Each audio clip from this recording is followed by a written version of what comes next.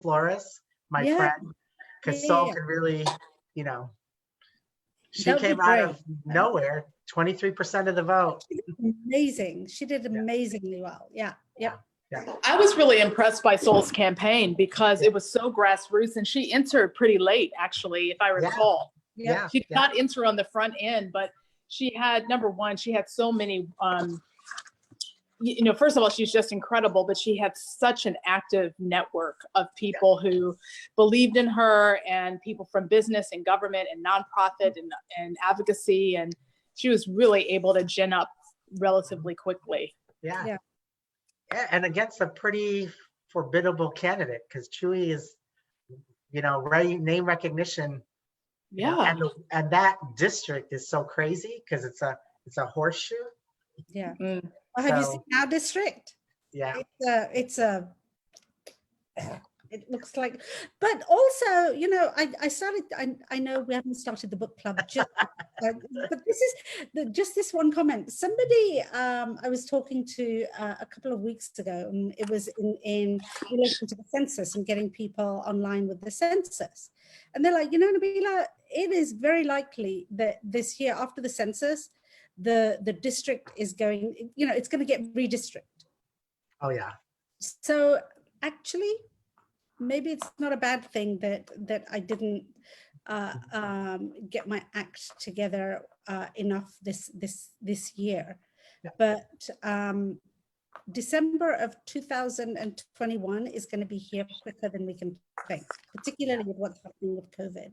Yeah. So and as a true businesswoman, the first thing that I did is lined up financing. And that's something, so there's a whole conversation around that. Yeah. With a number of people that are in. So let's talk. Let's talk after this. Yeah. Yep, absolutely. I'm ready with my buttons. You know what? I would campaign my ass off for you. Oh, Kelly, I love you. Yes. I love you guys so much. Yeah. No.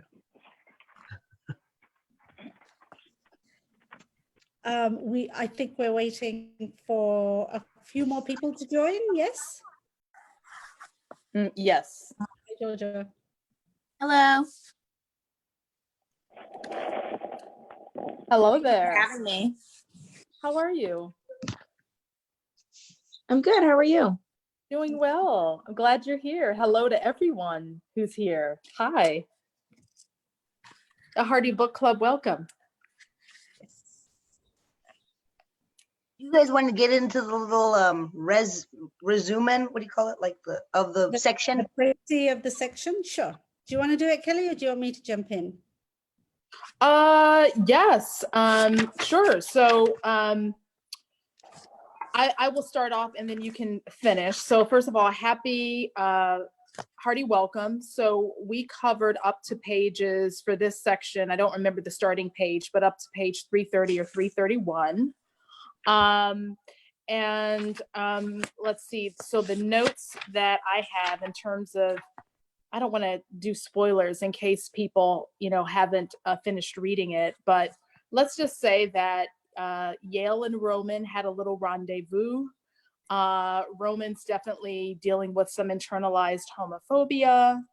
The deal between Nora and Northwestern University that Yale and Bill were a part of clinching, that finalized.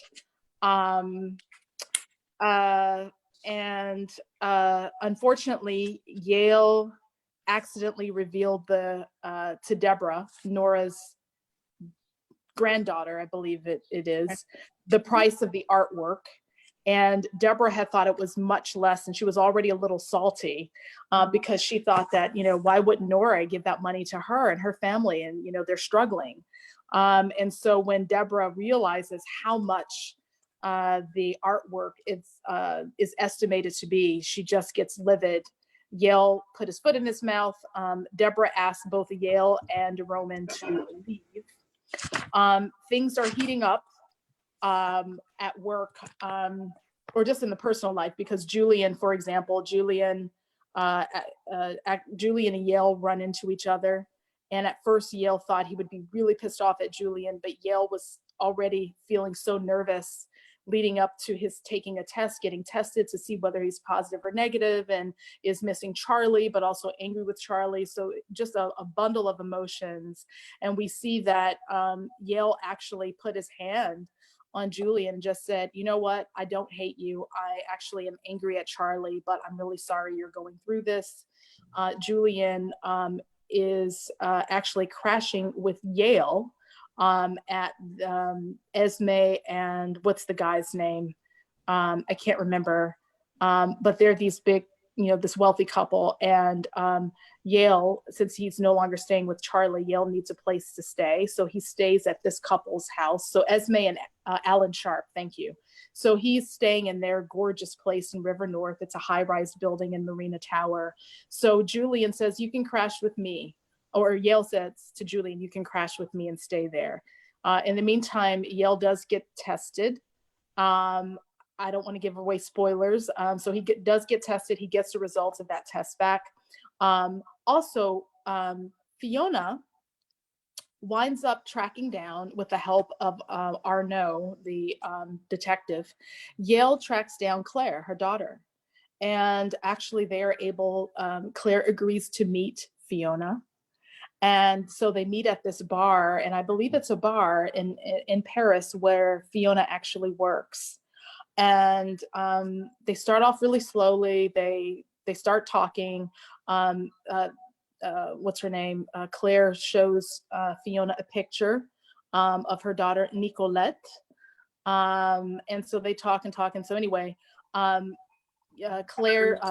does want to keep in touch and wants to call her.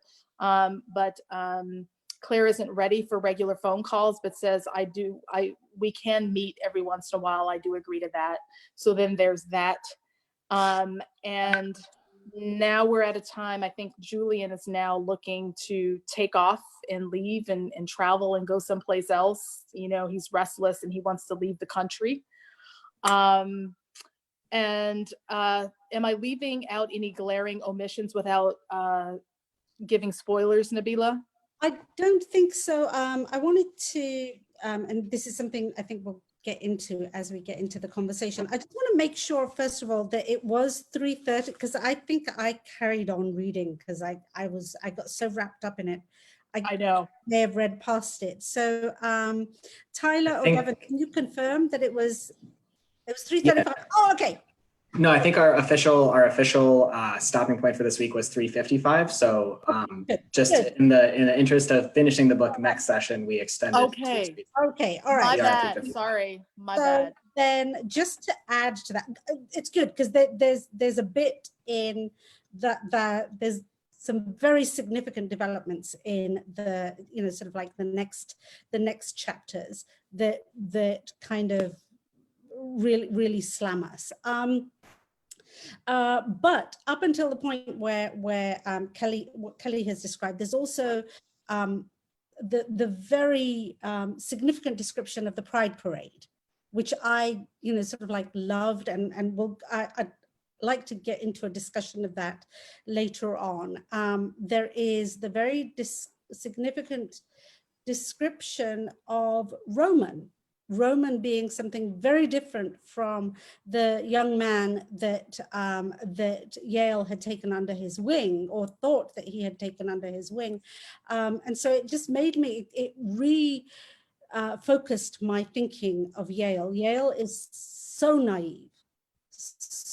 And Yale, I think throughout this, my sympathies have been with Yale all along, and I think he's gotten played yet again. But the description of the parade and the description of the demonstrators, the anti-gay demonstrators at Pride, I mean, it continues to this day. It continues to sort of like even the parades that we have now, even though those demonstrations have gotten smaller, they're still out there. So there was that description, and unfortunately, so the part Kelly, sort of, and so I think this is going to be a spoiler for you, I'm afraid, but we So up until the point that Kelly's described, it seems that Yale has had the test and he is negative. Mm-hmm. And then there is the discussion with the behavior of Roman. Yes. And so Yale has to go back in and get tested again. Just where Kelly has left off, the very next chapter is it's interesting. All of the other chapters are years, which I thought was a very interesting point, was that every other chapter is entitled, sort of like 1985, 86, or it's entitled 2015. But the most significant chapter for Yale is titled July 15, 1986. Mm-hmm. And it is the day, it is the minute that he discovers, he goes into doctoring and he finds that he's positive. And it's almost, in fact, the style of writing for that chapter was so different from the style of writing for the rest. It's almost like that chapter was almost like a poem in prose. Which I thought was fascinating. And then the other thing about that chapter was the sentence, sort of like he's talking about all the things that he's not going to get to experience. And I remember we're talking about 1986, and he says, he's not going to see the next Harvey Milk, the first gay senator, the first gay governor, the first woman president, the last gay congressman. And, a part of me almost wants to reach out to him and say, here we are in 2020 and we still don't have many of those firsts. Mm-hmm.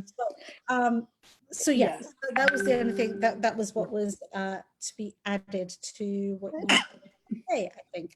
Oh, and the other brilliant thing is the very last bit at the end of this reading is she, they have her go down and open the door, and the door, who should walk past but the one person that we thought would probably have died very early on, and it's Julian. And so she's just like absolutely, flabbergasted that, sort of like Julian's still alive. And so we don't know how that happened, but there we are. Julian, sort of like who leaves and who is in the chapters we've read up until now, he's, sort of like, we think he's going off to some quiet corner to somewhere in Puerto Rico. To face his demise. It actually turns out, and I'm delighted. I like, that was another moment in this book where I just like cheered. I cheered for hope, and I cheered for sort of how people are able to rise through and rise above even the most dire of circumstances. So that's it. That's the summary. Yes. So that is the summary, and so that gives us something to as a basis of discussion tonight around our theme of which is coalition building in Chicago among LGBTQ people. And, as we have said all along, people do not have to read the book in order to participate in the discussion, because yes, it's based on the book, but it's based on the larger themes and experiences that the book addresses. And so we are thrilled to have in the book club for tonight, Julio Rodriguez, who is someone who is not only a colleague of mine, but he's also a friend and an advocate and human being that I really admire. And he is an incredible advocate and an organizer, and he is actually serves on the board of my job at the Commission on Human Relations at the City of Chicago, but he's the founder or co-founder of ALMA, Association of Latinos, Latinas, Latinx Motivating Action. And it's 40 plus years old. So one of the oldest, most established Latinx or just LGBTQ organizations, period, in the country. And it's just, I have so much respect for Julio's work as an organizer, working on a range of issues and in multiple communities, Latinx, people of color, you know, racial, gender equity, healthcare, like all kinds of things. So I don't want to go on and on and on, but just to say, as very honored, we're very honored to have you with us, Julio, considering all of your work and experience being an organizer and an advocate across multiple communities and issues. So welcome to the book club. Thank you all. I really appreciate being asked. And yeah, it's funny being asked to be a part of this. And as I was sort of prepping for it, I kept being a bit nostalgic. Actually, I talked to Devin yesterday, and one of the things that I was struck by was how much, the community, that we know of as Lakeview or Boystown, or I knew it as Homo Heights. There were so many different names, but really my first introduction to that community was the neighborhood I was born and raised in. It was Puerto Rican at the time, which many people don't know. Many people don't know that was probably one of the first lakefront communities that really experienced gentrification in a very strategic way. An alderman who was a real estate agent realized the way that he could gentrify was actually to give his business to his brother, get on the city council, and slowly maneuver his way to the zoning board. And to give you a sense of, if you've been down Halsted used to be a commercial district. It was a giant, the big gym that's just north of Belmont used to be a cab garage for yellow cab. I lived right next to it. The whole strip was mostly, it would not shock you to see giant trucks coming in and out of Halsted. That whole strip was just a commercial strip. And as I said, it was at the time, I thought everybody was Puerto Rican because that was all I saw.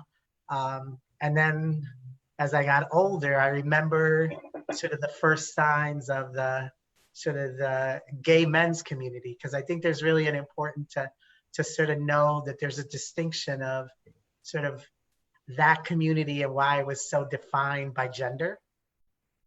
And that was a lot had to do with just who were the first sort of folks who sort of settled in it and were the most visible within the LGBTQ plus community. By the way, my pronouns are he, him, his. And so, but for me, growing up there, it really was sort of an island. Considering I come from an island people, I didn't realize how much, and so many groups in Chicago this is true for, is we are in our neighborhoods and everything revolves around that neighborhood and you rarely go out. And really for me, it encompassed my life for so long when I was growing up. And my parents migrated from Puerto Rico. Neither one of them had more than a 4th grade education. So, their language skills were very limited. But so my language skills actually got perfected watching sitcoms and a lot of television, because I am 60. So I'm a product of the late 50s, when sitcoms, from everything from Bewitched to I Dream of Jeannie to, you name it. But what was fascinating about that is it really taught me language, but more importantly, it taught me language within a context. Yeah. So by the time I got to kindergarten, my vocabulary was so high that I actually skipped kindergarten and went right to 1st grade, because I actually navigated the whole entering into public schools by myself, because my parents couldn't navigate a lot of the forms or the languages. And so the counselors spoke to me. And so even at that age, I realized, this is really fascinating how language gives you power, especially if you're speaking the right language. Oh, that's wonderful. Wonderful. That is really, God, there is so much to unpack there. There is so much. So there are a number of areas. I'd already had some notes where I wanted to go. The idea of it being Boystown, and in relation to the Pride March, and now, you know, sort of like how that actually was very white male gay men, right? And so for me, you know, sort of like lesbians kind of like are there, but are to the side, right? And so, you know, all of the issues around politically what's happened with the Dyke March over the last, let's say, 5 years or so. And there's been a lot, and there's a lot to unpack. There's another thing that I wanted to mention for others on this call, that Julio is one of the most politically astute analysts I have ever met in my life. I mean, totally. He gets the how the city operates, how the state operates, how the nation operates, as far as the different political groups are concerned. And I think has applied it incredibly well in terms of the activism that he brings his whole self to. Very much so. So Pride, Dyke March, the immigrant experience, and, you know, sort of like a lot, Julio, what we've done in these calls over the last 6 weeks, you know, sort of like we've brought in, you know, sort of, whether it's my experience or Sonal's experience or experience of other people of from different communities, you know, our experience is actually, it's very different from that, from the mainstream, to the point where actually there isn't a mainstream. You know, we come with our backgrounds and our baggage, and that informs how, you know, sort of like how we move in this world, and what kind of privilege we have, and what kind of access is denied to us. So you know, sort of like, I did want to touch on that a little bit as well. But, oh God, I don't even know where to begin. Where do we start? I'm so excited. Okay, I'm going to shut up. Kelly, where do we start? Yeah, well, so first, just with so I think that it's a good time now to like open it up to the virtual salon in terms of getting people's thoughts on, you know, the book as in the context of, you know, again, tonight's theme is coalition building in Chicago. When we can see not just with the dedicated chapters for tonight, but in general, the book, I think, talks about the importance of human relationships, of connection, of organizations like Howard Brown, and of gay media, or at that time it wasn't called LGBTQ, but LGBTQ media, you know, really being a part of community and people having events at their homes. So there are all different ways of connection and coalition building and relationship building and people's personal relationships with each other and creating families. So at this time, I would love to, you know, invite everyone in the virtual salon to share whatever questions or reflections or experiences you have, you know, you had reading for tonight's selection, and anything related to the theme.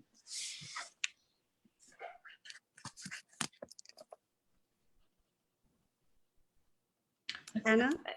Okay, so I guess since we were kind of talking about how the book is not very diverse in whose struggle is kind of emphasized, one thing that did kind of stand out to me was that even though Yale does have this like so much adversity in his life between the test results and Roman and all this, and the Deborah and all this BS, it struck me that he, even though those things were working against him, he still was in a position of privilege because he happened to be connected to the art world, staying in Marina Towers with this rich couple who knew him. And that was just kind of like a connection that someone in his like social status still gets to experience. And it was kind of cool in the book when they would talk about like iconic places in Chicago, and then I'd walk past there the next day because I read it before quarantine, and I'd be like, ah. Yeah. Yeah. Yeah. I think that's a great point, Anna, about how the definition of poverty is actually a sliding scale. Now, in terms of what happened to Yale here, he has lost his job. He doesn't have. He really has to do some fast footwork with respect to getting insurance, and he's homeless.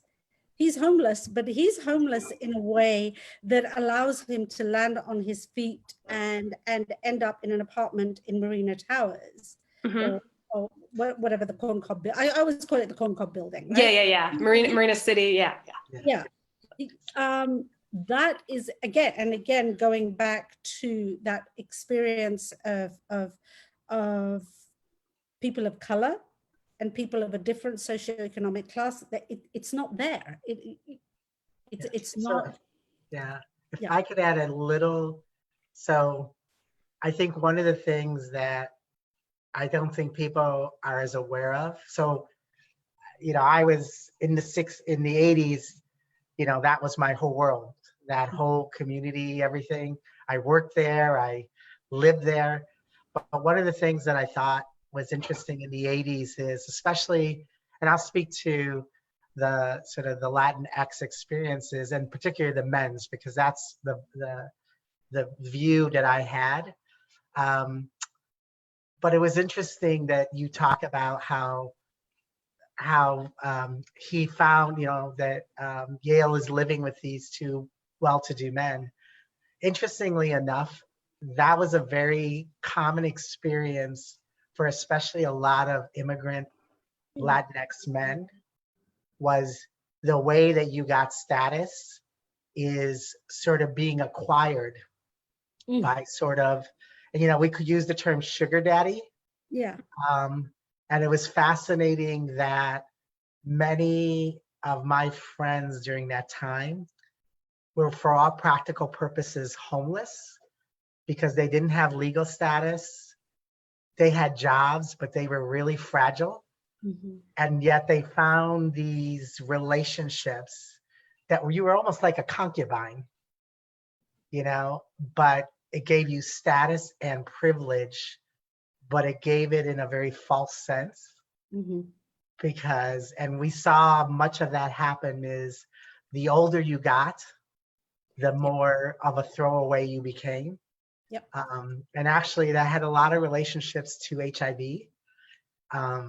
Because the minute you were in, you tested positive, people were thrown on the streets because you were like, oh, you were now damaged. And I just remember friends that I had not, it had never dawned on me that if it wasn't for this relationship, they would be on the streets.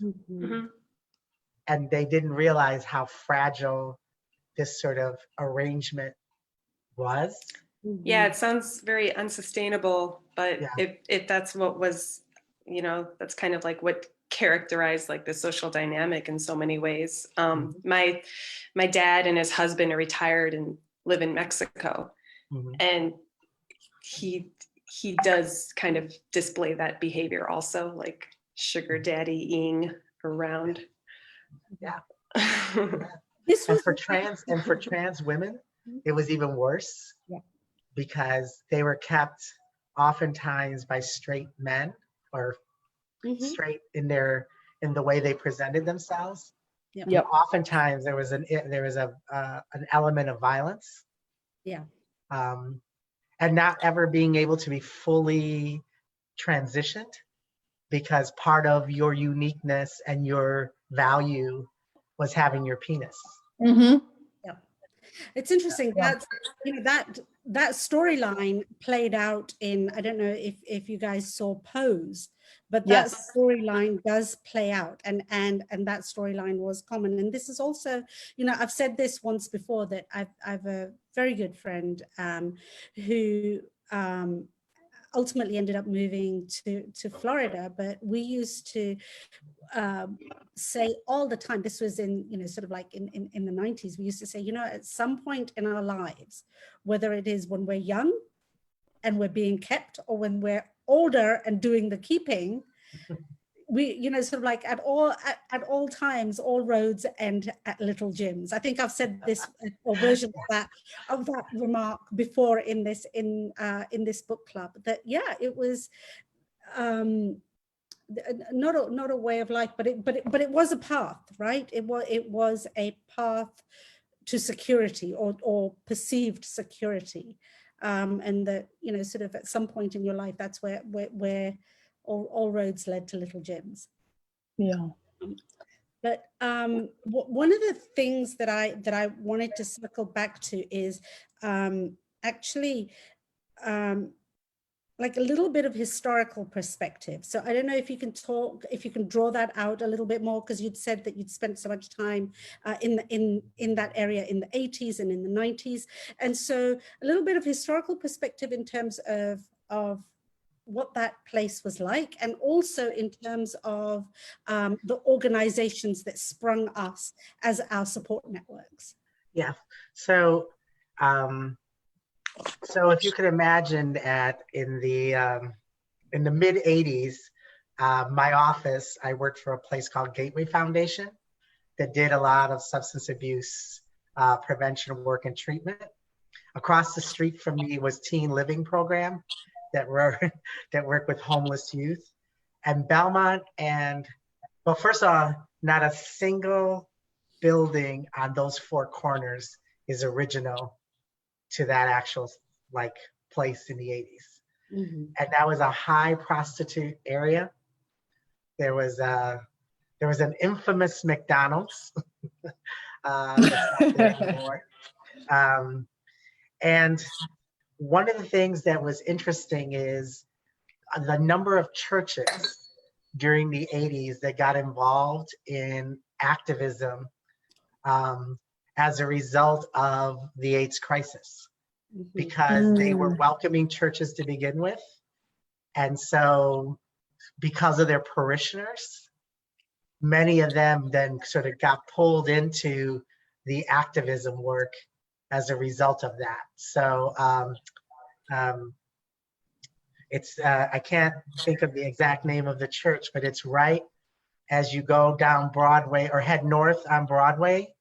It's a famous church because there was a famous minister there who, I can't think of his name right off the top of my head, but he was one of the first ministers who openly, you know, went against his faith and said, this is ridiculous that we're discriminating against these people. And, you know, and at that time, particularly in that area, there are a lot of small, different denominational churches that really sort of took up the banner and really went against their primary institutions. And so that was one of the things that was very fascinating and still true today.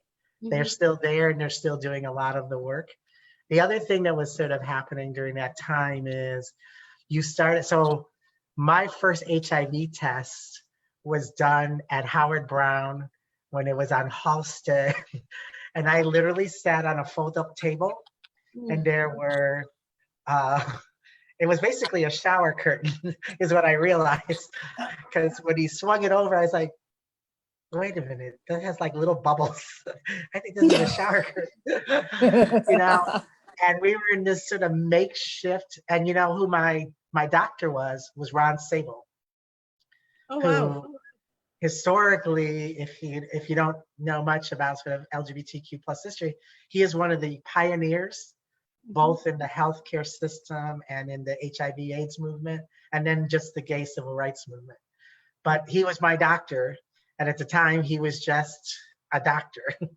But, you know, I remember him saying to me, he goes, you know, you're okay this time. He goes, but you're young and the choice will be yours about whether whether the result is the same the next time. You know, and I remember thinking to myself, like, at that time, there was such conflict between wanting to be and express your sexuality and the fear. And you gotta know the 80s, especially the mid 80s, Chicago was still not the epicenters that New York, San Francisco were. And so there was a lot of high levels of denial, especially among brown and black men. You know, and there had the organizations that were kind of like ACT UP. I remember going to an ACT UP meeting the first time, and till 4 a.m. they were yelling. I remember this friend of mine and I turning to each other going, girl, these white people, they got issues. Let's go get a drink.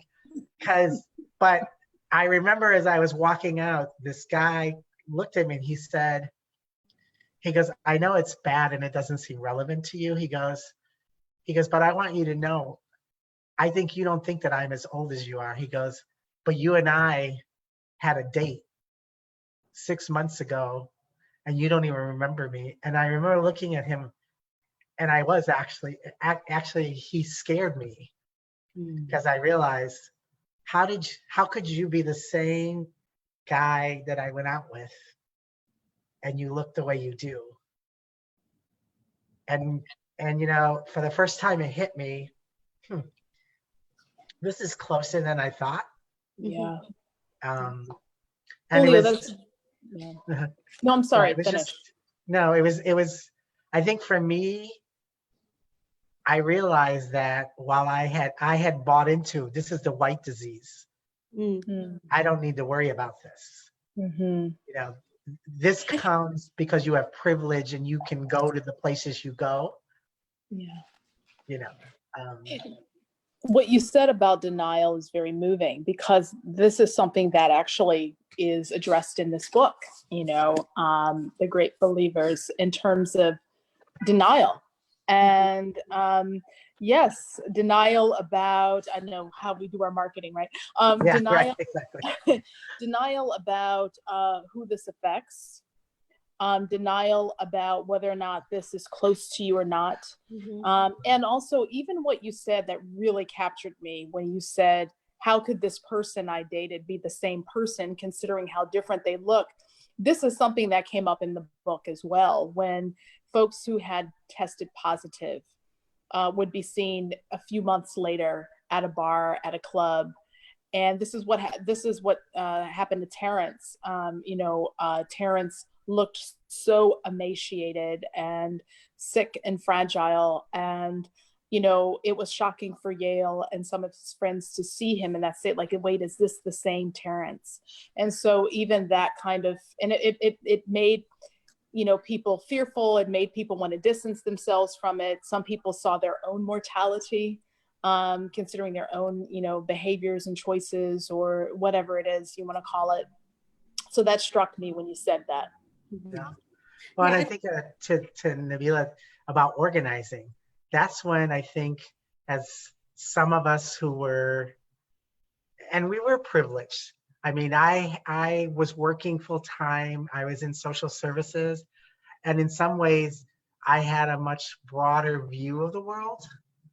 And so when I started ALMA, it was really in reaction to, if somebody doesn't start organizing us, because the infection rates among Latinx men at that time were low, but that's only because of the fact that many people who had already who had already had AIDS and were dying were leaving the city. So they were never being counted, because their shame and really the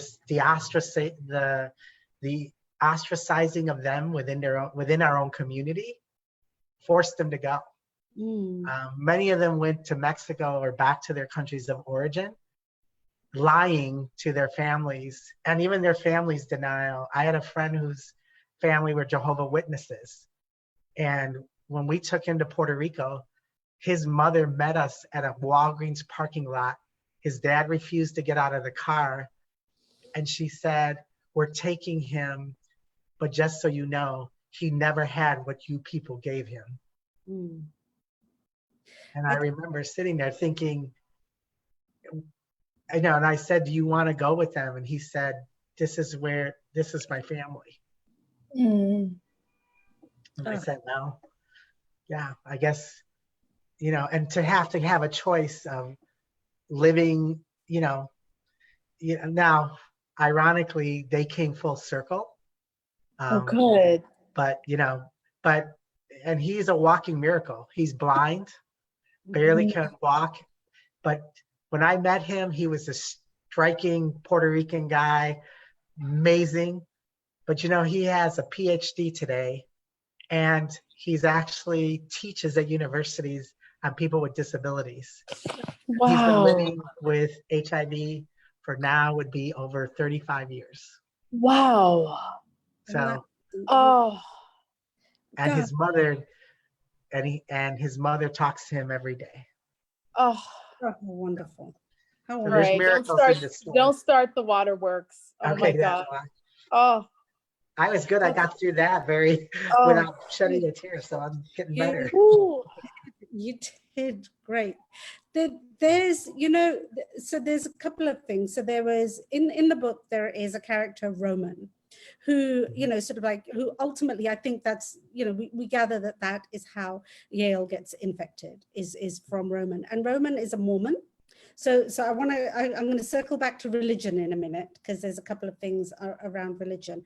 But I think that that the response and the political powers that be did a very, very good job at segregating people, at carving up the communities in a way that it was possible for people to say, oh, well, that is, it's the white gay cancer, or it is a disease that is over here. And if those coalitions could have come together earlier, maybe it could have been addressed sooner, quicker. I don't know. But I do think that there was a concerted effort.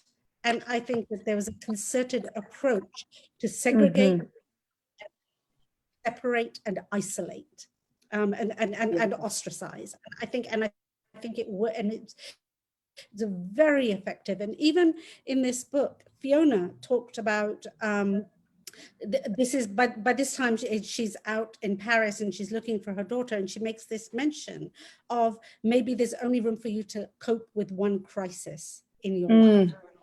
Yes. So she's talking about how she was so engaged and right in there when it was young men in Boystown dying, when it was her brother and her brother's friends that were dying. But she's not that concerned about the 1 million people a day that are dying across the rest of the world, largely in Africa, let's say, or wherever else, sort of like they are dying of this disease. But that's not, she's able to write a check and absolve herself of connection to that. But it's how the communities were carved up and what you experience the most immediately, right? When you are in a part of a particular community, and I use community with a small c because there are all different types of communities and different ways that people define them. But when you are part of whatever community that is under distress, and you're marginalized and you're discriminated against and you're disproportionately impacted by illness and all kinds of things, and employment and healthcare and interpersonal relationships, that kind of is, that requires a lot of your most immediate resources, right? And then you spoke to the fragmentation, but when you were talking to Bila, there was a question that came up that I'd like to pose to everyone, all of the book clubbers here. And when you talked about crisis and fragmentation, I remember this was a year and a half ago. I was a part of this LGBTQ salon. Julio, you were there. Mm-hmm. And the question came up so this is related to the theme of the history and evolution of LGBTQ organizing, that the vibrant LGBTQ spaces and communities and the kind of intimacy that a lot of LGBTQ people had in those spaces, not that they were perfect, right, or that they were void of any kind of social issues, racism, blah, blah, blah, right? But there was a real intimacy and a nexus and a strong sense of community within LGBTQ communities, that a lot of that was because of the alienation and the isolation and the marginalization. So what I'd love to ask the book clubbers, and definitely you, Julio, is that how do you think that with more rights and access to opportunities that LGBTQ people have fought hard for and won, do you think that's made an impact on coalition building and kind of like the sense of community that we have? Is there kind of this intimate, strong LGBTQ community without the backlash and without the marginalization? How do you think that plays a role? And, in the intimacy and the strength of community and our unique LGBTQ cultures? So I'd love to get you guys' thoughts on that.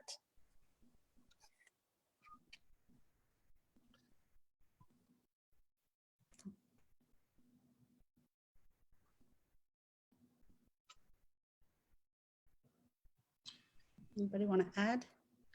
Okay, you are. Come on. One thing that I'm not the first to observe is that younger generation, the millennials and below, they seem to see less need for the gay community because they feel less marginalized. So they seem to feel less attracted to the safe space that was Boystown, right? And you used to go to Sidetrack or Roscoe because that was a place where you could just be yourself. But if you can be yourself anywhere in the city, and that's a very privileged thing to say, I realize if you can feel more comfortable in a lot more places, then maybe there's less attraction to come to the gay spaces, which also means there's less affinity for participating in the gay advocacy. So it's kind of, feels like it's kind of whimpering out, going out with a whimper, but I don't know as a victim of its own success or something. Thank you for sharing that. And that's worthy of consideration. Teresa, I think, wanted to chime in as well. So thank you for that comment. Did we lose Teresa? Where'd she go? She was right here a second It ago. must have dropped on her. I think she dropped off. I think it must, yeah. Yeah, I find that I find it interesting as far as, sort of like, is it safe spaces? And is it, sort of like, I think it depends on background. I think it depends, where did Jason go on my screen? Oh, there you are, right. I honestly, I think that it's not necessarily true in other communities.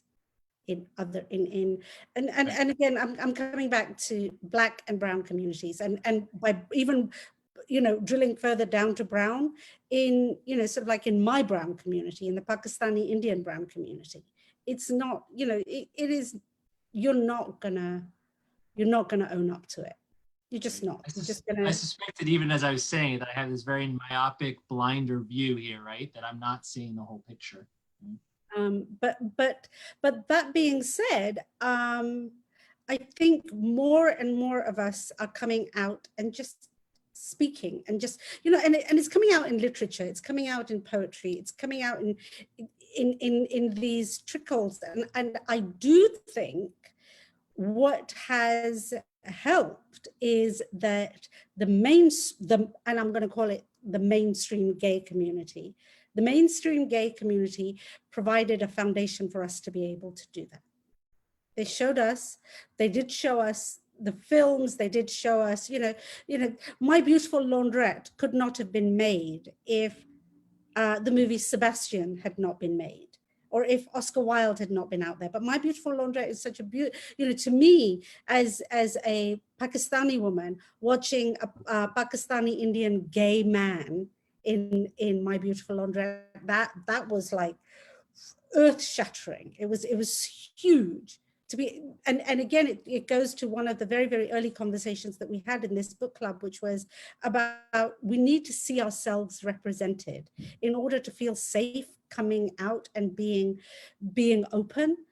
There has to be somebody that we can like relate to on a cultural level, on a religious level, on a, sort of, religion is incredibly important to me. And to be able to see another Muslim and there weren't, there were Muslim men that were gay in other countries, but I didn't find Muslim women that were out.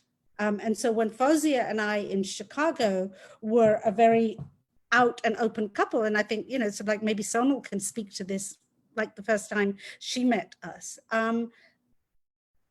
it was odd. And it was, in terms of safe spaces, it's like brown, the gay browns like would feel safe at Nabila's house. Yeah. And I mean, our kind of brown, Julio, you know what I mean? Like the browns. And Nabila's house, I took a picture and posted it on Facebook, and I made a bunch of assumptions because if it was somebody that older, much older, I mean, not much, don't tell him I said that, but you know what I mean? I know what you're talking about. Adult age that I thought for sure, like, you have to be the outest person I have ever met. And I got in big ass trouble. And it was like, you better take that photo down. And I couldn't believe it because it's very complicated to execute safe space. Yeah, and to dress in the way that we want to dress and to present ourselves in the way that we want to present ourselves. And so it's a very, like, we've created communities and spaces. So it's all about the safe spaces that you create. Teresa, I know you dropped off. I think you were about to say something, and then I think Jason may have said something I didn't quite hear, but I have two comments. And one is, I heard you start to talk about the younger generation and having, we had to find safe spaces, and they were bars, right? And that's where we found one another. And today, you don't have to, because of some of the rights that have been gained, you don't go to a bar, right? You can go to any bar and feel comfortable and feel like you can be, at least in Chicago, let's say, or more urban areas, feel that you're accepted. So your friend circle sort of grew, right? It's not just people who are only LGBT. You are looking at a wider circle of people. So I think, yes, I think the organizing and the rights we've gained has allowed us to kind of step away from those intimate settings. We still gather in each other's homes, but we don't necessarily have to only go, we're not restricted as much. I think we have more areas that we can be more comfortable in. I don't know if that answers the question, but that's what I was thinking about. And the part of the book that resonated with me was the march, where there's the moment where Yale is pinned to the ground and taken away in a paddy wagon, which is, and Julio probably knows much more about it than I do, but I was a freshman in college when that actually happened. And I was a reporter for my university's newspaper, and we had gone out with a photographer and witnessed a lot of that happening. And for me, that was the first time I really saw people organizing around LGBTQ issues. And so it struck me that all these groups are coming together, and they're fighting for something. They're fighting for something real, and lives were at stake. And for me, that's when I started seeing being able to organize, being impactful, and it was very impressionable. And if I didn't see that, I don't think I would have ever come to a point in my life where I could feel I could step up. But those were the models, and that's what I saw. And it was at a time where people were losing their lives in, the millions. So, the fact that the organizing is detrimental, and it continues to be, but I don't feel it's in these intimate settings as much. Teresa, thank you so much. I have a question. I'm sorry I missed part of that. So what was the organization or the entity that by which you noticed a lot of LGBTQ folks coming together? Can you repeat that? So there was a march. I want to say Julio, you may know, 1991, Yep. 92, something The like March that. on Washington? Yeah, and but the march here in Chicago. Then that was the other, yes, right. That predated. So ACT UP, there was coalitions that came together And New York was kind of the bigger one that sort of wanted to say we were the second city. And there was a big march in downtown Chicago. And I think in the book, it's sort of represented that they were going marching across the AMA to talk about all the deaths that were happening. And they did climb up on was it the Thompson Center? Yep. And they threw out the banners and they were drag queens. Yeah, so exactly, right. Yes. So that's what I'm talking about, Kelly, it's portrayed very well in the book. And it was at a time where you saw so much organization around LGBT issues, and it became sort of center stage, right? We got a lot of attention for that. I have a question too. Thank you, Teresa. It's really good to always appreciate your perspectives and experiences. I have another question too, because Teresa, you mentioned a lot of different organizations coming together in a march, and organizations that address a range of issues and advocated on behalf of a lot of communities, as well as issues and causes. So LGBTQ communities are among the most diverse communities in terms of a lot of race, culture, ethnicity, national origin, religion. I mean, it goes on socioeconomic class, it goes on and on. But obviously in a city like Chicago, that is known for racial and ethnic tension, divisiveness, and segregation, I'm interested in hearing from the book clubbers, and especially you, Julio, as an organizer and our special guest. What were some examples of LGBTQ organizing and coalition building that could take place across racial, ethnic, and socioeconomic lines? And I ask you that question coming on the heels of a very inspiring virtual event I participated in this weekend. It was hosted by the Gerber Hart Library, and it was some of the early organizers and founders of the Mountain Moving Coffee House. And for those of you who don't know, it was founded in the 1970s, and it was a coffee house. So it was no alcohol, because there were some folks who had issues with drinking or whatever, but it was a coffee house where people came together, and women, and they were lesbians. Many of them were also feminists. And it was a place where women could come together and develop relationships and friendships and perform and read poetry and really just and be advocates and basically bring their full selves without apology as women, as lesbians, as feminists, as what have you. And it was so powerful to hear that, okay, no place is perfect, but these were women from across racial lines, across ethnic lines, across socioeconomic lines. They were intentional about everything they did. They wanted to make sure their spaces were accessible for people with different abilities or disabilities. They were very conscientious. They struggled and had hard conversations, but they had those conversations. So I'm interested from your perspective, how was that, when did you see it work really well across racial, ethnic, and socioeconomic lines? And this is for you and all of the book clubbers. Yeah. So I think there's important context. And Teresa, and I think a number of you have sort of talked about it.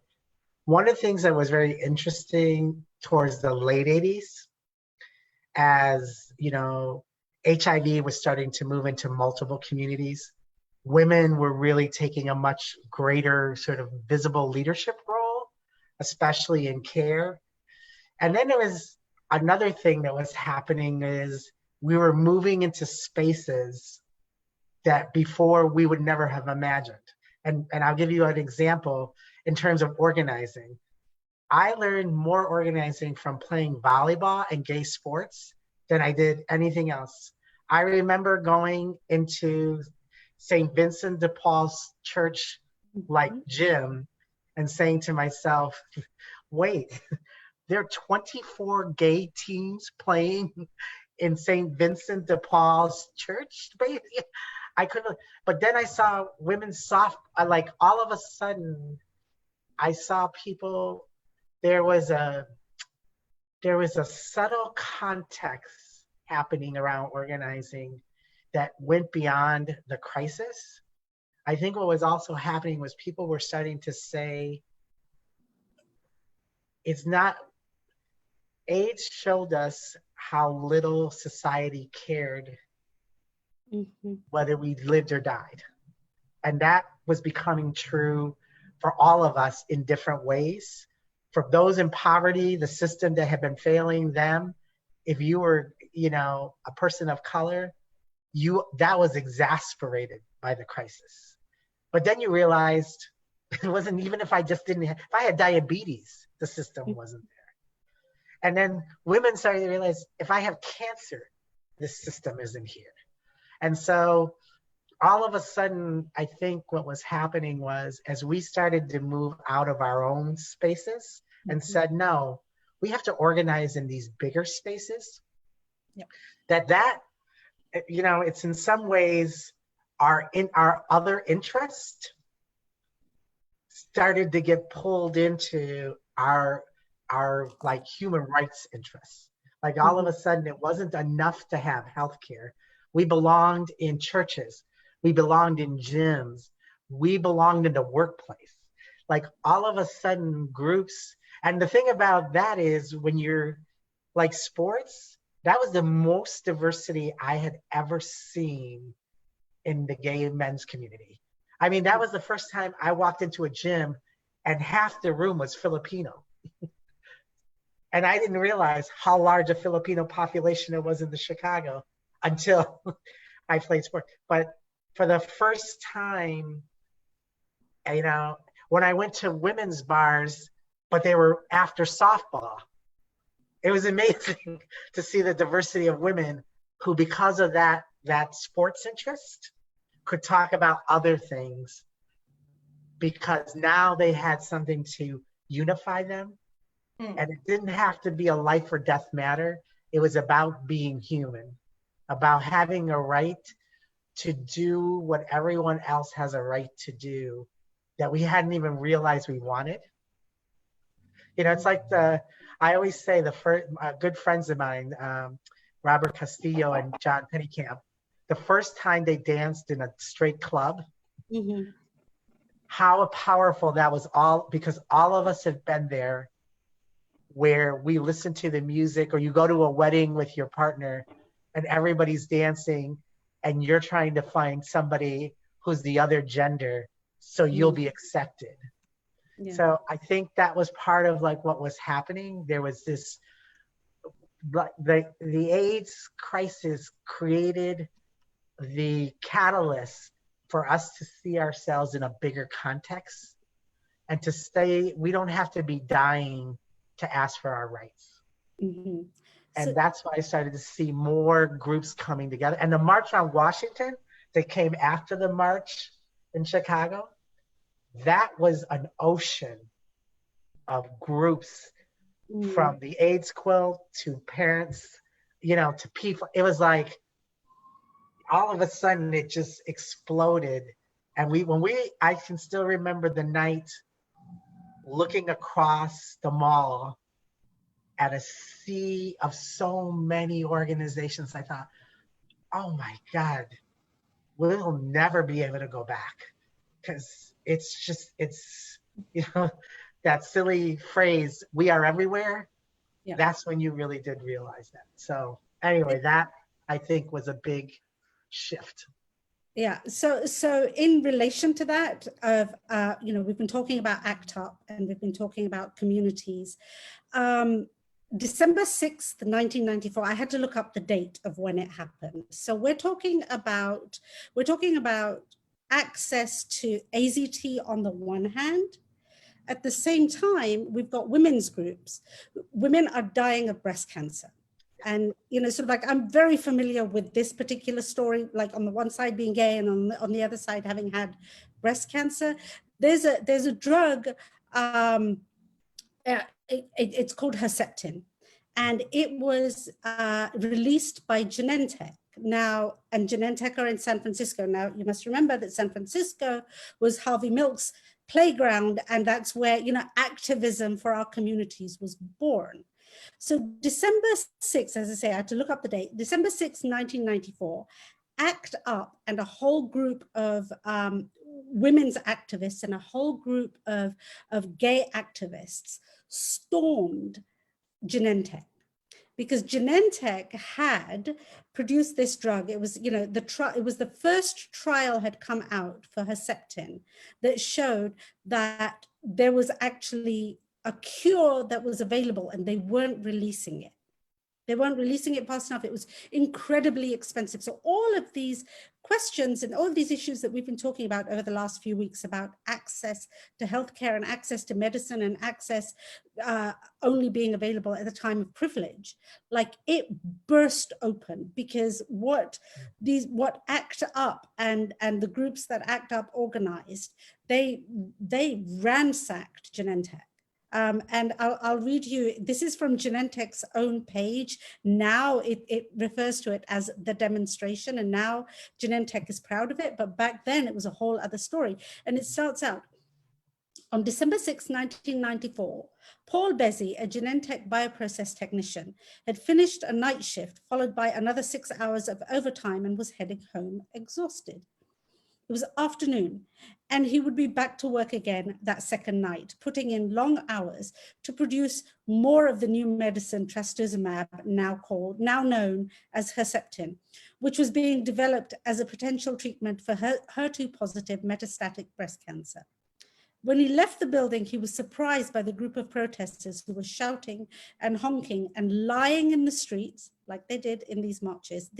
So the AIDS, the activists that acted up with AIDS, they provided the stencil, the network for how you protest, who were lying on the street and banging on Genentech's glass doors. The activists, members of groups ACT UP, Project Inform, and Breast Cancer Action carried signs, "We need access, not excuses," pleading for the medicine that had not yet been approved by the FDA, pleading for it to be just given to them. Like, people were ready to be experimented on, you know, like just like today, just like with coronavirus, people were ready to, they were so desperate, their disease was in such dire, they were in such dire need that it's okay, we'll be the human guinea pigs. We will be there and be, you know, sort of available for you to produce those tests so that you can take them back to the FDA so that the FDA can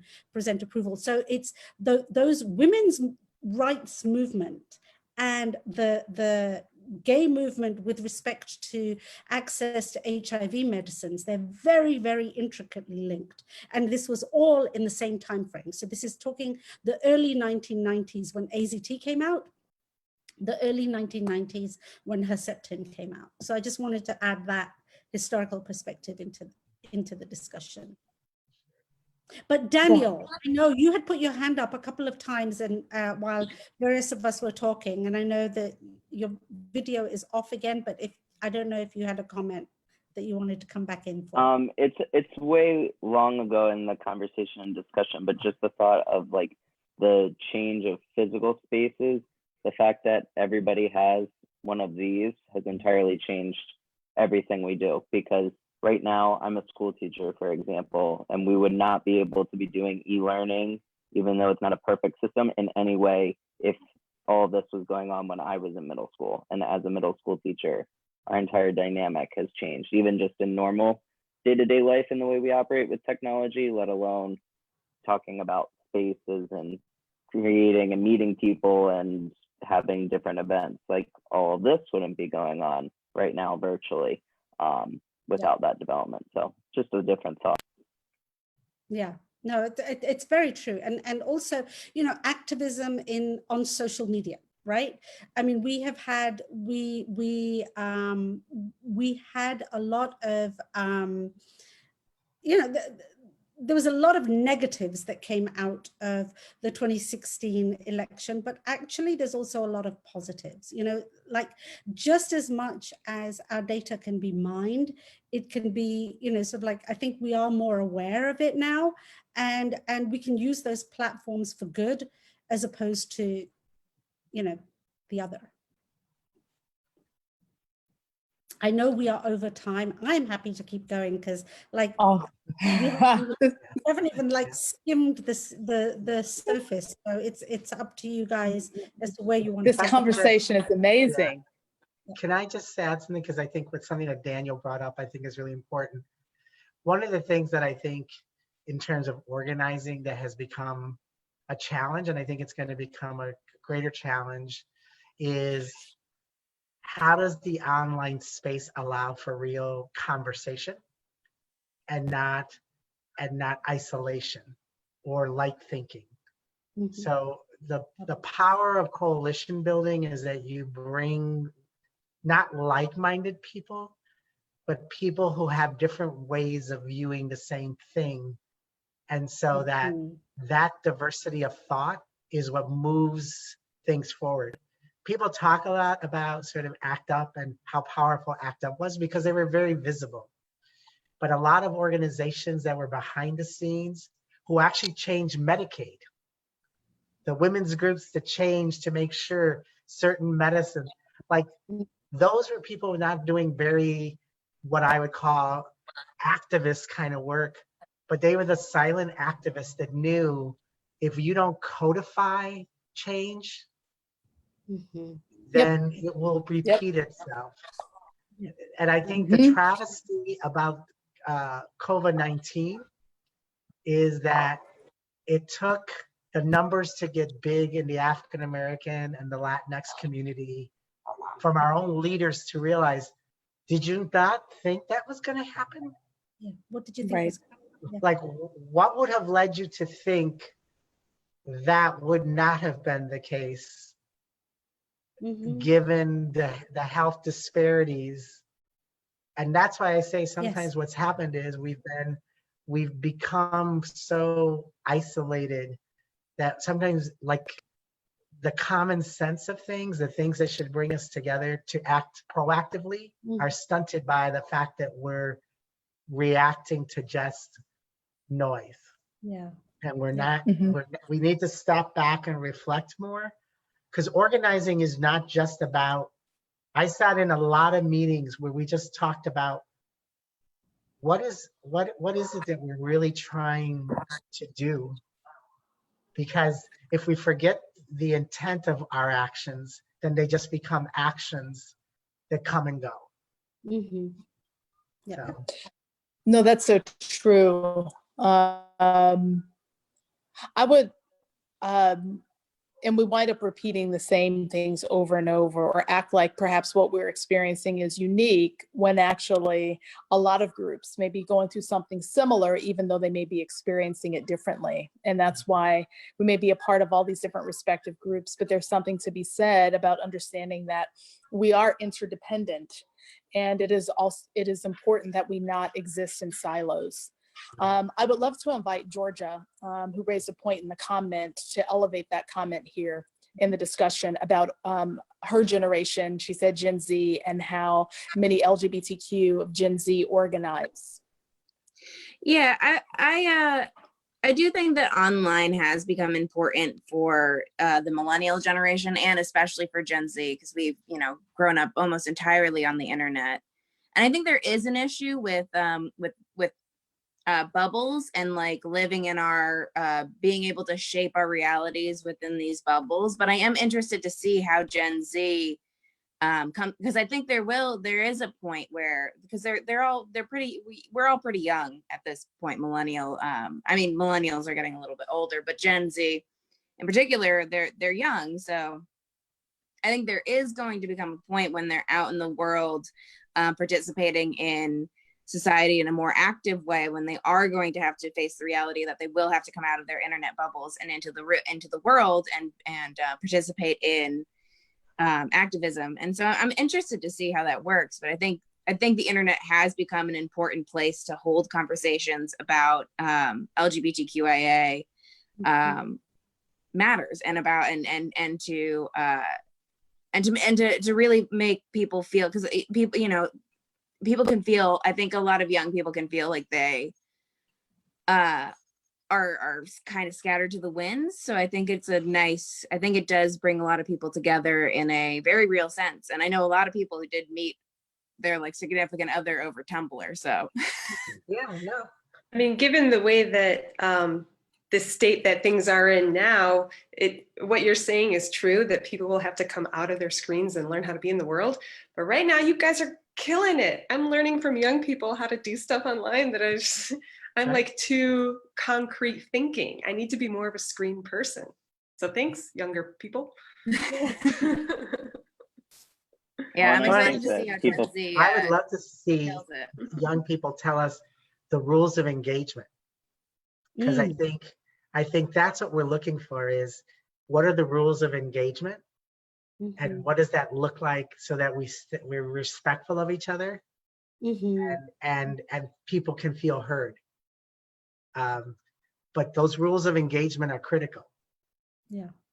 Well, and I think it's interesting, just as someone who spends typically the bulk of my day around 13 and 14-year-olds, that the generation that is always had a device in their hand, like all of my students, we're a one-to-one school district. So every kid has had an iPad since kindergarten, provided by the public school district. And so here we are, where we expect so much to happen on the technology. And even though I grew up in a digital age, I didn't have my own computer till I went off to college, really. I always had internet access, and I always would type papers and things like that, even in middle school and high school and younger, but they don't want to be on the screen. Like, they have openly said, 13-year-olds, I want to go back to school. Like, and some of it's the human social interaction right now, but even when we're on a normal day, pre-COVID in the classroom, it's like, oh, do we have to do it on the iPad? And then the number of them that want to do things old-fashioned, paper pencil, is kind of refreshing. So I don't think I think it's a balance. I don't think Did you one see way in the or New the York other. Times? There was a New York Times article that was like, bougie rich people are now raising their kids with no technology. It's like cool now if you're rich enough to raise a kid that doesn't know what Google is till they're a teenager. That's like bougie now. Huh, that's interesting. But I have to say, was it Daniel who just who spoke? Yeah. I really appreciate that comment, because for me, it's a reminder that, of course, if Gen Z has grown up with devices and in a very particular type of digital age, but that doesn't necessarily mean that people of that generation and the younger side of millennials are still not, that they don't desire in-person interaction. And for me, it's also a reminder that not to look at trends maybe across generations, but not to stereotype people based on their age group or generation. And so how much of how we engage and how we communicate online has to do with the times we grew up in and the technology available, and how much has to do with just a human desire and need that all of us share, no matter how much time passes, right? And so anyway, it's not really related to this theme, but it made me think of that. I would like to echo Julio's right. Like, we need the parameters to reach younger people, because I'm thinking of something we did on the Center on Halstead, where we did a job fair just for LGBTQ and women identified younger people. And it was an amazing event. And we got 2 people. And it was held at the Mexican Art Museum. And we just didn't know how to reach people, because we thought, well, maybe we should have been broadcasting it live or something and see if we could get more people involved. But I think knowing those parameters of how to get more people to come out to an event is really important, because it's we don't know what we're doing, maybe. I don't know. Well, with the book part too, it's interesting when Fiona is searching for her daughter, and the daughter says, well, there's Google here. And it's like one of those moments where it's like, I've checked in on Dad and I've checked in on you, and I figure you're fine because nothing's up with your store. It's kind of one of those moments of like, you forget, because of the way the book is structured, of going from the mid 80s to the to 2015, to be able to kind of put that in context of like, Fiona's definitely living in that 1980s realm still, of like hiring a private investigator of sorts. And not that anything would have necessarily turned up without that, but Yeah, I thought that was really interesting. And I thought also, um, in some ways, like the privacy aspect, Fiona is just like going out there and she's looking for her daughter, like, and Claire is very protective of her information, of her personal information, her phone, her physical location, her email address, even to the point that the father of her child doesn't show up unless it is within defined parameters. And so there was a great episode of West Wing at one point where they're looking for the next Supreme Court judge. And everybody who knows me well knows that I always come back to West Wing. And there's this, and Sam Seaborn is, so they are looking for the next Supreme Court justice, and they're talking about the area of the law that is going to be critical in this century. So that was, sort of like that show is exactly that old, that they were talking about the area of the law that is going to be the most important in the 2000s, and it is privacy law, because this, like, everything about you is on this. Everything, and so who you choose to share it with, how you choose to share it, how you choose to make that available to the broader public is the defining sort of like legal question. And it's fascinating. It's I don't know. Nabila, to your point, to the point that we have curriculum in public schools to teach kids about how to manage their online world. Now, there's stricter laws in Illinois, thankfully, about what students can access at school based on digital footprint and collection of data and whatnot. And it has to follow, Illinois has a very strict new law that just came out this year. But at the same time, we teach kids how to be responsible online, and what you say and comments and things on the internet don't actually ever delete, and all that sort of stuff that none of us probably ever got. No. So I have to run because I promised my husband he could have the room back because he runs the group. So, but Thank you so much. yeah, but three things I kind of want to leave this group with. So in 1986, the level of high-risk behavior and what's going on right now in terms of groups of people getting together and not social distancing and taking risks.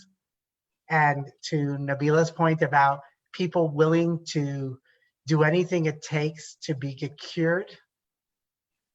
And then the social construct of wanting to isolate people, track people. Yeah. All of these things in 1986.